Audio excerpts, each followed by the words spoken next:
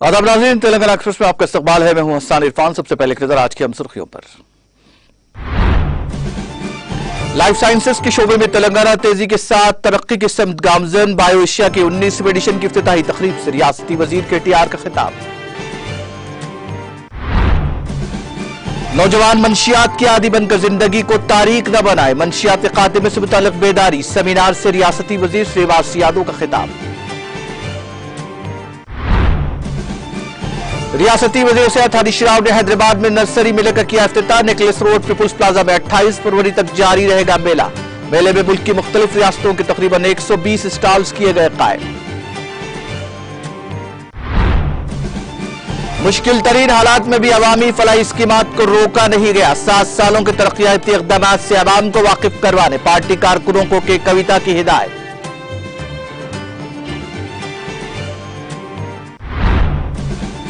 Ukraine में AP के तकरीबन 300 तलबा फंस गए। तलबा में खौफ हिरास। फंसे हुए तलबा में MBBS, इंजीनियरिंग और दीगर कोर्सेज के तलबा शामिल।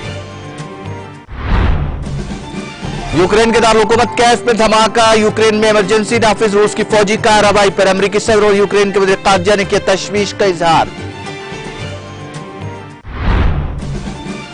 यूक्रेन पर रूस की फौजी कार्रवाई, बैनुल-अक़वामी क़वानीन की खिलाफ वर्जी। नाटो के सेक्रेटरी जनरल जेंस स्टोल्टनबर्ग का इल्जाम।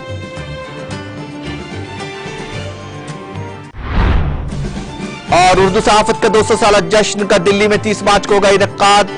साबिक नायब सदर जमहूरिया व हामिद अंसारी के हाथों किया जाएगा इफ्तिताह।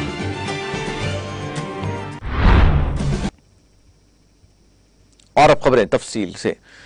वजीर IT और बल्दी नज़्म व नस्क के तारक रामाराव ने जोर देते हुए कहा कि तेलंगाना लाइफ साइंसेज के शोबे में 215 कंपनियों से 6,400 करोड़ रुपए की सरमायाकारी को राग़िब करने में कामयाब हो गई है। इनमें मौजूदा और नई कंपनियां भी शामिल हैं, जिसके नतीजे में इजाफी तौर पर 34,000 अफराद के लिए रोजगार के मौके हासिल हुए हैं। गुज़िश्ता 1 साल के दौरान हासिल सरमायाकारी पेशरो बरसों में 7% सरमायाकारी से कहीं ज्यादा है। लाइफ साइंसेज इंडस्ट्री के सालाना प्रोग्राम बायो एशिया के 19वें एडिशन का इफ्तिताह करते हुए उन्होंने कहा कि इस शोबे में रियासत की तेजतर तरक्की हुई है। KTR ने कहा कि कोविड की वजह से निगहदाश्त सेहत के शोबे पर तवज्जो मरकूज की गई है और हैदराबाद के आलमी सतह पर लाइफ साइंस के शोबे पर अपने नुक़ूश छोड़े हैं। बालिग अफराद को दी जाने वाली 3 वैक्सीन में से 2 की तैयारी हैदराबाद में की गई है। बेशतर कंपनियों जैसे synergy, DFE pharma, फेरामल, CVR, lovers और दीगर ने रियासत में सरमायाकारी की है। उन्होंने मजीद कहा कि मेडिकल डिवाइसेस पार्क पर रियासत में अमल किया जा रहा है। इसके 8 यूनिट्स पहले ही रियासत में काम कर रहे हैं और आइंदा 6 माह में मजीद 20 का आगाज कर दिया जाएगा। मेडिकल डिवाइसेस पार्क के जरिए 1500 करोड़ रुपए की पाबंद सरमायाकारी हुई है और इसके जरिए मुलाजिमत के 7,000 मौके फराहम किए गए हैं। हुकूमत लाइफ साइंसेज के शोबे में बेशतर कंपनियों के साथ तबादले ख्याल कर रही है, जिसका जल्द ही ऐलान किया जाएगा।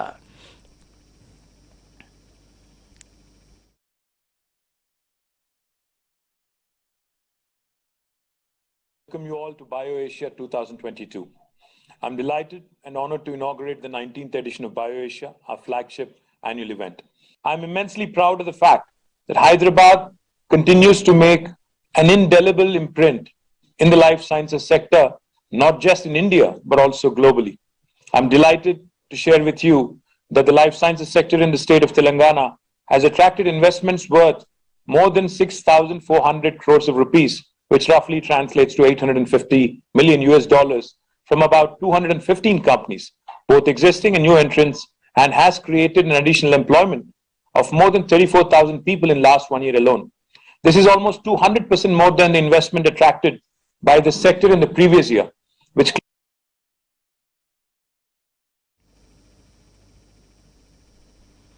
वजीर अफजाइश मवेशियान तलसानी श्रीवास यादव ने नौजवानों पर जोर देते हुए कहा कि वो मंशियात के आदी न बने और जिंदगी को तारीख न बनाएं।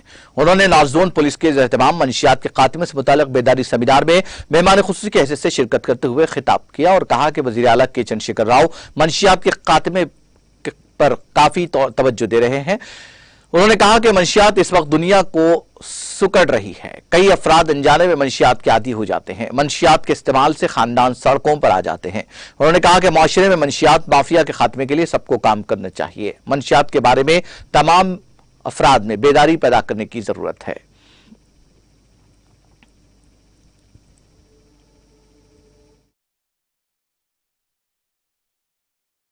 దేశంలో హైదరాబాద్ పోలీసుకు ఉన్నటువంటి ప్రత్యేకత దేశంలో ఏ పోలీసుకు కూడా లేదు మన హైదరాబాద్ పోలీసుకు ఉన్నటువంటి. ఎందుకంటే అనేకమైనటువంటి కేసెస్ ఈరోజు ఈ దేశంలో జరిగినటువంటి అనేకమైనటువంటి కేసెస్ని విత్ ఇన్ నో టైంలో మరి చేజ్ చేసినటువంటి మనం టీవీలో పేపర్లలో చూస్తూ ఉంటాం. కాబట్టి దయచేసి ప్రజలు కానివ్వండి, యువకులు కానివ్వండి, విద్యార్థులు కానివ్వండి, అందరూ కూడా సహకరించవలసినటువంటి అవసరం ఉన్నది. ఈరోజు సమాజంలో ఉన్నటువంటి ఈ డ్రగ్స్ మహమ్మారిని నిర్మూలించడానికి ప్రతి ఒక్కరం మరి కంకణబద్దులై చేయి కలిపి దీన్ని పారదోలవలసినటువంటి అవసరం ఉన్నదని చెప్పి నేను ఈ సందర్భంగా తెలియజేస్తా ఉన్నాను. మరి తప్పకుండా ప్రభుత్వం, మీరు చూసినారు ముఖ్యమంత్రి గారి స్టేట్మెంట్, ఎట్టి పరిస్థితుల మరి పోలీస్ డిపార్ట్మెంట్ ఎవరిని కూడా వదిలిపెట్టే పరిస్థితి ఉండదు అని చెప్పి నేను ఈ సందర్భంగా తెలియజేస్తా ఉన్నాను. చాలా సీరియస్గా ఉంటుంది, ఫర్మ్గా యాక్షన్ ఉంటుంది. రెండోది వాళ్లకు శిక్ష కూడా మరి బలమైనటువంటి శిక్షలు కూడా పడేటువంటి అవకాశం ఉంటుంది. దేశం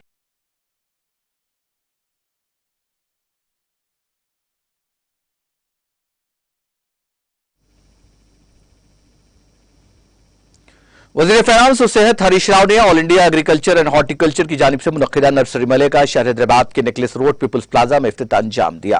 यह मेला 28 फरवरी तक जारी रहेगा। मुल्क की मुख्तलिफ रियासतों के तकरीबन 120 स्टॉल्स नर्सरी मेले में कायम किए गए हैं। यह मेला आवाम के लिए सुबह 9 बजे से रात 9 बजे तक खुला रहेगा। मेले में स्कूलों और कॉलेज के तलबा के अलावा टेरिस गार्डन के मुंतजिमीन को मुफ्त दाखिला दिया जा रहा है। इस मेले में हिमाचल प्रदेश के सेब के पौधे भी नुमाइश के लिए रखे गए हैं। इसके अलावा तेलंगाना और आंध्र प्रदेश में पैदा किए जाने वाले सेब के पौधे भी नुमाइश के लिए रखे गए हैं।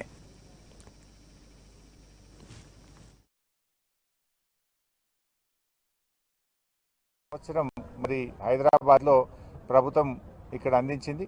ముఖ్యంగా ఇక్కడ ఇంకొకటి కూడా మనకు బాగా కనబడ్డది ఏంటంటే మున్సిపాలిటీల్లో, గ్రామ పంచాయతీల్లో కూడా రోడ్ సైడ్ ఎవెన్యూ ప్లాంటేషను, ప్రభుత్వ కార్యాలయాల ముందు కూడా చక్కటి పూల మొక్కలు పెట్టుకునేటువంటి మంచి మొక్కలు ఎవెన్యూ ప్లాంటేషన్ కూడా ఇక్కడ మేము చూడడం జరిగింది. సో అట్లా మేము ఇన్ఫ్యాక్ట్ నేను కూడా మా మున్సిపాలిటీకి తీసుకువెళ్ళడానికి మా కమిషనర్ను, మా కౌన్సిలర్స్ను కూడా ఇక్కడ పిలిచాను. So we have selected certain good plants. So కొంత ఆఫీసుల ముందు పెట్టడానికి, కొంత పక్కన avenue plantations, road side plantation divide.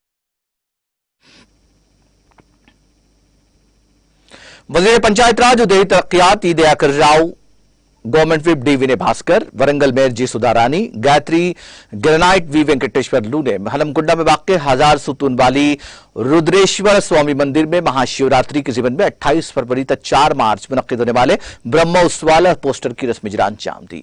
इस मौके पर मुनक्किदा तकरीब से खिताब करते हुए रियासती वजीर दयाकर राव ने कहा कि रियासत तेलंगाना की तश्कील के बाद वजीर आला KCR त्योहारों को काफी तरजीह दे रहे हैं और मंदिरों को उनकी साबिका अजमत को बहाल कर किया जा रहा है, जैसा कि पहले कभी नहीं था। रियासती वजीर ने कहा कि यादाद्री मंदिर एक आला रूहानी मरकज है। उन्होंने कहा कि काकतिया दौर का कदीम तरीन सुतून रुद्रेश्वर मंदिर भी शानदार है। इस वक्त के काकतिया बादशाहों के बारे में कहा जाता है कि वो रोजाना की बुनियाद पर रुद्रेश्वर की पैमाइश करते थे। उन्होंने कहा कि वो इस मंदिर की मजीद तरक्की के लिए सख्त मेहनत करेंगे। आइसक्रीम तैयार చేసి కంపెనీలకు నేనే ఇస్తే విపరీతమైన లాభాలు వచ్చాయి. డైరెక్ట్ కంపెనీకి ఇచ్చాం. కంపెనీతో అంటే వాళ్ళ మధ్యవర్తుల దగ్గర ఉంటారు, 2-3 మధ్యవర్తులు ఉంటారు. వాళ్ళు ఆ లాభం అంతా మైలాపూర్లోకి వచ్చింది. జనగం నెంబర్ 1 చేసి మన జనగం జిల్లా బాగా చేశారు. అసలుకి కూడా నేను చేయాలి. సీజన్ ఫ్రూట్స్ వాడాలి. డైరెక్ట్ నేను కంపెనీలకి లింక్ పెట్టి మీ దగ్గర సప్లై తీసుకుని ఏర్పాటు చేస్తాను. ఇట్లా చైతన్యం కావాలి. ఇంకా మీరు ఇలా గ్రామీణ रुकन कानून साज काउंसिल के कविता ने कहा कि केसीआर ने पार्टी का क़याम तेलंगाना के अवाम की मुश्किलात को खत्म करने के लिए अमल में लाया था और इसी मकसद के साथ ही तश्कील तेलंगाना के लिए जद्दोजहद की गई। वजीर वेमुला प्रशांत रेड्डी के साथ कामारेड्डी में मुनक्किदा कारकुनों के इजलास से खिताब करते हुए के कविता ने कहा कि नहरों और तालाबों को मिशन काकतिया के तहत असरी बनाया गया। उन्होंने याद दिलाया कि तेलंगाना में लॉकडाउन जैसे मुश्किल हालात में भी फलाही स्कीमात नहीं रुकी। उन्होंने कहा कि बीजेपी और कांग्रेस की हुकूमत वाली रियासतों में इस तरह की फलाही स्कीमात पर कहीं अमल किया जा रहा है, इस पर उनसे अवाम को सवाल पूछने चाहिए। उन्होंने कहा कि किसानों को धान की फसल के नाम पर वजीर आजम मोदी चूना लगा रहे हैं। ज़राई मोटरों के लिए बरकी मीटर्स के लुजूम के जरिए किसानों पर जुल्म किया जा रहा है। बीजेपी के अरकान असेंबली ख़वातीन के लिए मुक़र्ररा में तहफ़्फ़ुज़ात की बात नहीं कर रहे हैं। उन्होंने कहा कि पार्टी के लिए मेहनत करने वाले कारकुनों को पार्टी तरजीह देगी। इसका सबूत कामारेड्डी जिले के टीआरएस सदर के तौर पर मुजीब का तकर्रुर है। के कविता ने कहा कि जब से हमारी पार्टी बनी है हम हक और सदाकत की राह पर गामजन हैं। झूठ बोलना टीआरएस की तारीख में कभी नहीं रहा। 7 सालों में कई तरक्याती प्रोग्राम अंजाम।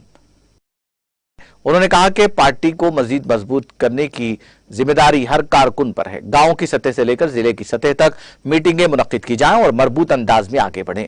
टीआरएस पार्टी की ताकत ईमानदारी है। जिले कामारेड्डी में ज़राअत के लिए 42 चेक डैमों के लिए 142 करोड़ रुपए मंजूर किए गए और 300 करोड़ के मसारिफ से निजाम सागर नहरों की जदीद कारी अमल में लाई गई। कालेश्वरम पैकेज 21 के जरिए 1500 करोड़ से जिले के लिए आबपाशी के कामों का आगाज किया गया। के कविता ने कहा कि बीजेपी और कांग्रेस लीडरों की अक्ल ठिकाने लगाने के लिए कारकुनों को टीआरएस हुकूमत के किए गए तरक्याती कामों से आगाह करने की जरूरत है। తెలంగాణ రాష్ట్రం సంక్షేమంలో నంబర్ 1, విద్యుత్ సరఫరాలో నంబర్ 1, తలసరి విద్యుత్ వినియోగంలో నంబర్ 1, 24 గంటలు ఉచిత విద్యుత్ రైతులకు ఇవ్వడంలో నంబర్ 1, మంచినీటి సరఫరాలో నంబర్ 1, గ్రామీణ అభివృద్ధిలో నంబర్ 1, ప్రభుత్వ ఆసుపత్రుల సేవల్లో నంబర్ 1, పట్టణ అభివృద్ధిలో నంబర్ 1, ఐటీ ఎగుమతుల వృద్ధి రేటులో నంబర్ 1, అదే విధంగా నీటిపారుదల రంగంలో నంబర్ 1, చెరువుల పునరుద్ధరణలో మనమే నంబర్ 1, రైతులకు పెట్టుబడి సాయం చేయడంలో మనమే నంబర్ 1, భూ రికార్డుల ప్రక్షాళనలో మనమే నంబర్ 1, ఆడపిల్లలకు పెళ్లిళ్ళు చేయడంలో మనమే నంబర్ 1, కేసీఆర్ కిట్ల విషయంలో ప్రభుత్వ ఆసుపత్రిలో ప్రసూతులు అయ్యేటటువంటి దాంట్లో మనమే నంబర్ 1, జర్నలిస్టులకు సాయం చేయడంలో మనమే నంబర్ 1, న్యాయవాదులకు సంక్షేమం చేయడంలో మనమే నంబర్ 1, అత్యధికంగా ప్రభుత్వ రెసిడెన్షియల్ పాఠశాలలు పెట్టడంలో మనమే నంబర్ 1, ఇళ్లకు అత్యధికంగా డబ్బులు ఇవ్వడంలో మనమే నంబర్ 1, ప్రభుత్వం నుండి జీవాలు పంచడంలో అది గొర్రెలు కావచ్చు చేపలు కావచ్చు దేశంలో మనమే నంబర్ 1, అదే విధంగా చేనేత గీత మత్స్యకారులకు బొగ్గుగని కార్మికులకు ఉద్యోగులకు అత్యధిక వేతనాలు ఇవ్వడంలో యావత్తు భారతదేశంలో ఇవాళ తెలంగాణ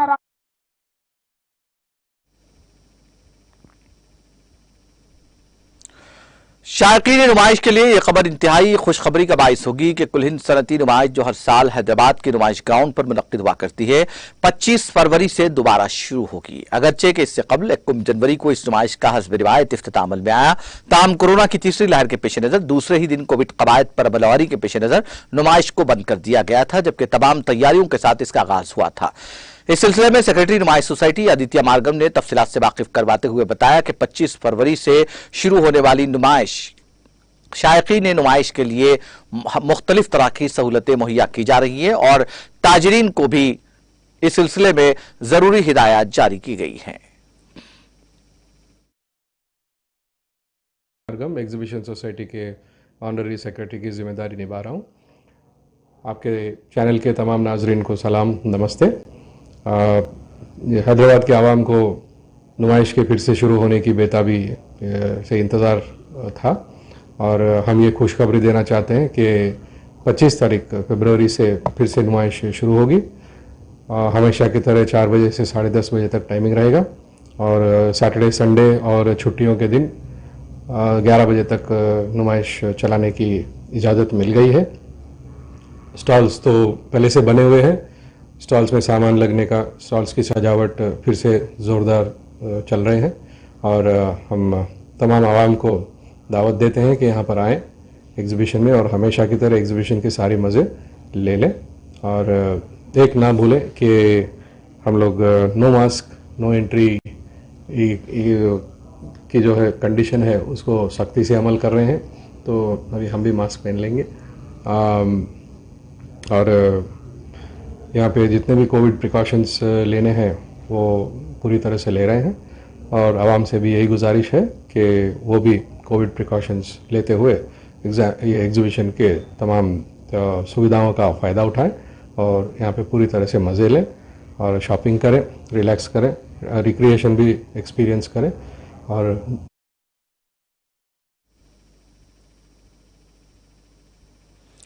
मजलिसी रुकन असम्बली कौसर मोहिउद्दीन ने सदर मजलिस बैरिस्टर असदुद्दीन ओवैसी और कायदे अवान मुक़र्ररा मजलिस पार्टी अकबरुद्दीन ओवैसी की दराजी उम्र और सेहत के लिए हकीमपेट कुंटा में वाक़ मस्जिद उमर फारूक में मदरसे के बच्चों से खुसूसी दुआएं करवाई और ताम का भी नज़्म किया। इस मौके पर मजलिस के कारकुनों की कसीर तादाद भी मौजूद थी।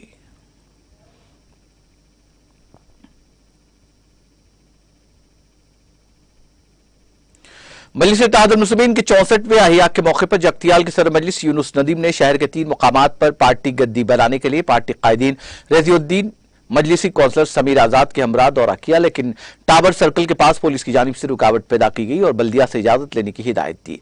दरअसल यहां मजलिस पार्टी की परचम कुशाई के लिए गद्दी बनाने का मंसूबा था। रुकन असम्बली अहमद पाशा कादरी की हिदायत पर सदर मजलिस यूनुस नदीम ने मोहम्मद रजीउद्दीन मजलिसी कौंसलर वाजिद अजहर के हमरा एक तहरीरी याददाश्त जिला एसपी सिंधु शर्मा के एडमिन को पेश की और कहा कि मजलिस इत्तेहादुल मुस्लिमीन के क़याम को 64 साल हो रहे हैं, लिहाजा 2 मार्च को पार्टी की परचम कुशाई की जाएगी। लिहाजा शहर के 4 मुकामात पर पार्टी गद्दी बनाने की इजाजत और पुलिस की जानिब से मुदाखिलत न करने का मुतालबा किया गया। यूनुस नदीम ने कहा कि गुज़िश्ता चंद दिन कबल जिले जगतियाल में शिवाजी के मुजस्समा को नस्ब किया गया था। हम रुकन असम्बली टीआरएस संजय कुमार ने इस मुजस्समे की नकाब कुशाई अंजाम दी, लेकिन बल्दिया की जानिब से इस मुजस्समे की तनसीब की इजाजत नहीं दी गई। मजलिस की जानिब से गद्दी बनाने पर पुलिस के इस बर्ताव पर शदीद मजम्मत की गई। यूनुस नदीम ने इस ताल्लुक से रुकन असम्बली याकुतपुरा अहमद पाशा कादरी को वाकिफ करवाया। अहमद पाशा कादरी ने कहा कि वो बैरिस्टर असदुद्दीन ओवैसी के इल्म में लाते हुए जिला एसपी से बात करेंगे।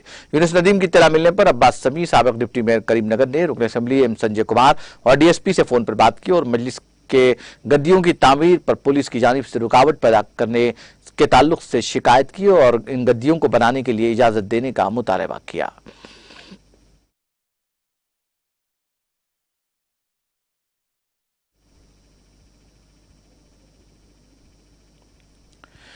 कुलसुमपुरा पुलिस हुदूद में एक कमसिन लड़की की अस्मत रेजी का वाकया पेश आया, जहां इसके दरिंदा सिफत रिश्तेदार जितेंद्र चावला ने इस मासूम के साथ जिनसी ज्यादती की। 7 साल लड़की के साथ पेश आए इस वाकये ने दुर्गानगर इलाके के आवाम में बरहमी पैदा कर दी। मोची समाज से ताल्लुक रखने वाले अफराद ने इस वाकये के खिलाफ अपना शदीद रद्द अमल जाहिर किया और जबरदस्त एहतजाज मुनज़्ज़म किया।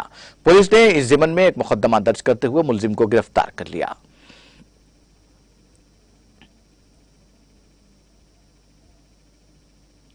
शिवामोगा में बजरंग दल वर्कर हर्षा की मौत पर बहादुरपुरा और राजेनगर पुलिस स्टेशन के सरहदी इलाके पर निकाले गए कैंडल मार्च के दौरान पेश आई झड़प के बाद किशनबाग एनएम गोड़ा और उसके अतराफ अकनाफ के इलाकों में कशीदगी फैल गई, जिसके नतीजे में यहां के अवाम में खौफ हिरास का माहौल पाया जाता है।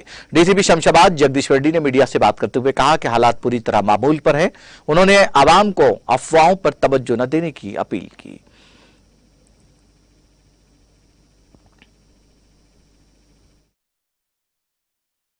शाम की 9 बजे के टाइम पे 9 PM थोड़ा बच्चे शिवाजी नगर की अत्तापुर शिवाजी नगर के बच्चे लोग जो परसों कर्नाटक में जो बजरंग दल एक्टिविस्ट को थोड़ा जिहादी लोग मारे बोल के वो चल रहे थे, उसके बारे में ये बच्चे लोग पूरा 18 साल 16 साल 17 साल के बच्चे एक छोटा कैंडल रैली ऐसा कॉलोनी से निकाल के एनएम गुड़ा चौरस्ता तक आए हुए।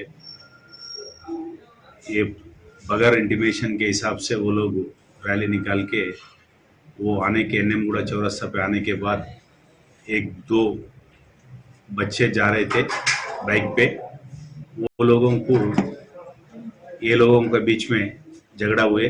बातों में ये छोटा सा गलाटा हुआ। इमीडिएट अपना इंफॉर्मेशन पुलिस स्टेशन से पुलिस आए हुए स्पॉट पे within no time we have reached, we are verifying the facts.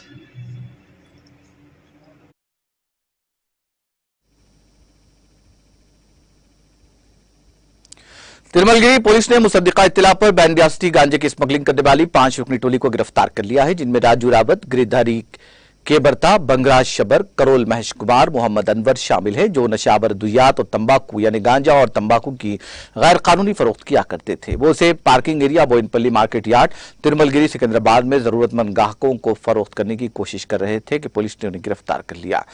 आसानी से पैसा कमाना उनका मकसद था और इसी नजरिए के साथ वो गांजे की खरीदो फरोख्त करते थे। उनके कब्जे से 1.5 किलो से जायद खुश्क ममनुआ गांजा जब्त किया गया।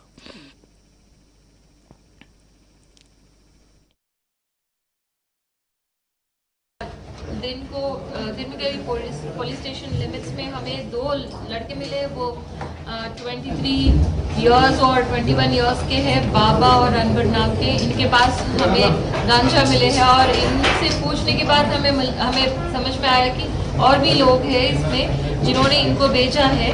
वो लोग राजू, गिरधारी, बुंदराज है। ये भी सारे इनका उम्र है 35, 36 और 26। ये 5 मिला के मतलब गांजा का छोटे छोटे पैकेट्स खरीद लेते हैं सप्लायर से। 200 के लिए खरीद देते हैं और 300 से ऊपर बेच देते हैं, 300 से ऊपर के लिए। और वो लोग भी कंज्यूम भी करते हैं। तो इनके ऊपर NDPS एक्ट लगा है हम आज, और इनको गिरफ्तार कर लिए हैं और we are producing them in the court. And mister Pankaj जो ये सारों का सप्लायर है, उनके लिए ढूंढ रहे हैं हम, और उनके थ्रू हमें और भी डिटेल्स मिलते हैं और ये पूरा माल कहाँ से आता है और कैसे आता है, ये सब डिटेल्स भी हम इन्वेस्टिगेट कर रहे हैं। और जो भी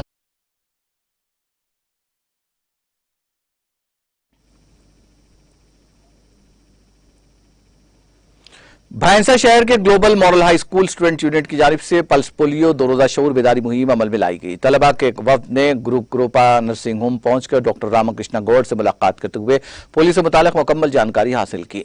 बादशाह भैंसा शहर के मुख्तलिफ इलाके ओवैसी नगर, असद बाबा नगर, अकबर बाबा नगर के अलावा दीगर इलाकों में घर घर पहुंचकर पोलियो की अहमियत से वाकिफ करवाया। इस मौके पर स्कूली तलबा के अलावा दीगर मौजूद थे।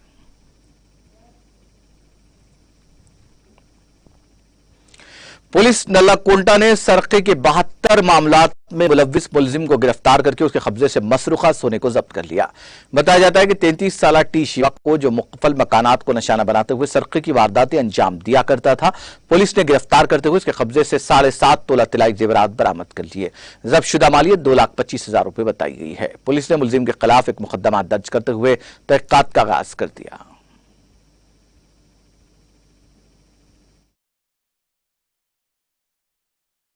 ఇది 14/2/2022 రోజు ఆదర్శ్ కుమార్ అనే అతను వాళ్ళ ఫాదర్ వాళ్ళు ఉండే పోర్షన్ ఏదైతే లాక్ చేసినారో దాంట్లో దొంగతనం జరిగింది అని చెప్పి ఫిర్యాదు చేసిండ్రు. ఒక 7.5 తులాల బంగారు ఆభరణాలు పోయినాయి. ఇక్కడ డిఐ కిషన్ గారు, మన మొగిల్చర్ల రవి SHO గారి ఆధ్వర్యంలో మా క్రైమ్ టీం తర్వాత క్లూస్ టీం అందరూ పనిచేసి అక్కడ లభించిన క్లూస్ ఆధారంగా తిమ్మసముద్రం శివకుమార్ ఎలియా శివ అని ఒక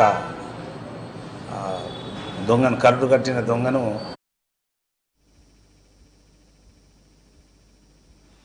सीनियर IPS अहदेदार गौतम स्वांग ने आज सदनशीन Andhra Pradesh public service commission के ओहदे की जिम्मेदारी संभाल ली। स्वांग जून 2019 से रियासत के पुलिस सरबराह के तौर पर खिदमत अंजाम दे रहे थे। ताहम हुकूमत ने 1 हफ्ता पहले ही उनका तबादला कर दिया था और उनको कोई पोस्टिंग नहीं दी गई थी और ताहुकमसानी GAD डिपार्टमेंट को रिपोर्ट करने की हिदायत दी गई थी। हुकूमत ने उनको Andhra Pradesh public service commission का सदनशीन मुकर्रर किया और आज गौतम स्वांग ने अपनी नई जिम्मेदारी संभाल ली। गौतम स्वांग 1986 बैच के IPS ओहदेदार हैं।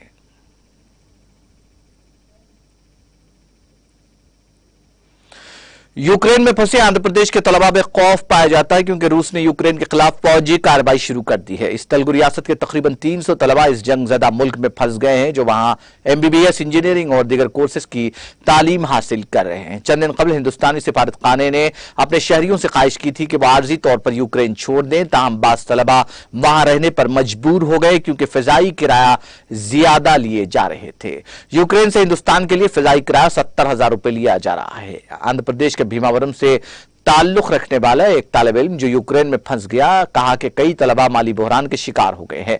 ऐसी सूरत हाल में वो हिंदुस्तान वापस आना चाहते हैं और इस ताल्लुक से फिक्रमंद है क्योंकि सूरत हाल दिन ब दिन बदतर होती जा रही है। एयर इंडिया का तैयारा जो इन तलबा को वापस लाने के लिए गया था दिल्ली वापस हो गया क्योंकि यूक्रेन ने एरोस्पेस को बंद कर दिया। आंध्र प्रदेश के बाद तलबा जिन्होंने हिंदुस्तान रवानगी के लिए फ्लाइट्स की बुकिंग की थी अपने मौजूदा मुकामात को वापस होने के लिए ही मजबूर हो गए क्योंकि रूस ने एयरपोर्ट पर हमला कर दिया। यूक्रेन की ज़पोरिज़िया स्टेट मेडिकल यूनिवर्सिटी के तलबा के मुताबिक हिंदुस्तान को वापस होने के लिए उन्होंने टिकट्स बुक किए थे और एक रात का सफर उस मुकाम से एयरपोर्ट तक के लिए किया था जहां वो मुकीम है।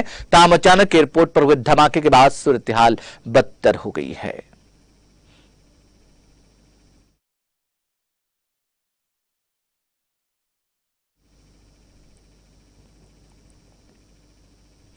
तेलंगाना एक्सप्रेस में वक्त ब्रेक का, ब्रेक के बाद भी खबरों का सिलसिला जारी रहेगा।